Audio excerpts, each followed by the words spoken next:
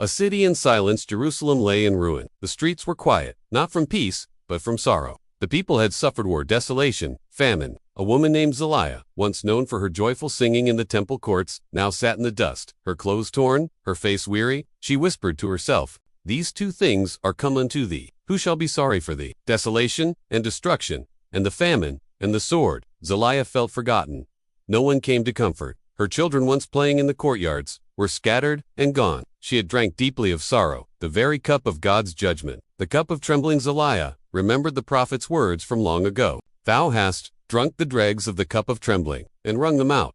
Indeed, she had, and now, nothing was left but silence. But then, one day, as she sat near the city gate, an old man approached her, carrying a scroll. He read aloud with a voice strong and clear, "Therefore hear now this, thou afflicted and drunken, but not with wine." Zeliah looked up.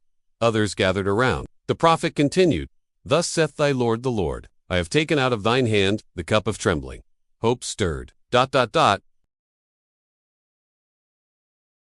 shalt no more drink." Again, the crowd gasped.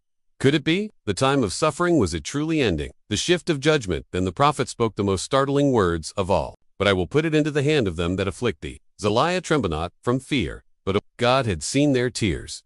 Their suffering had not been forgotten. The very cup that brought her people to their knees would now be handed to those who had mocked them. Who had said, "Bow down, that we may go over"? Yes, she remembered how enemies had trampled over their dignity, treating them like the dust beneath their feet. But now, justice had come. A new dawn as the sun rose. The next morning, Zeliah stood on the same steps where she had once wept. But this time, she sang just a quiet melody at first, then louder. Others joined in. The city was still in ruins, but their hearts were rising. God had removed the cup. He had not forgotten Zion. And now, He was turning their mourning into songs of praise. Moral lessons from Isaiah 51 minutes and 19 seconds to 23. God sees the afflicted. He does not leave His people in suffering forever. Judgment has a limit. God's discipline ends, and restoration begins. Oppressors will be held accountable. God defends His people. There is a time to rise again. When God removes the burden, we must rise in hope and worship. Deliverance comes in God's timing. Not a moment too soon, and never too late.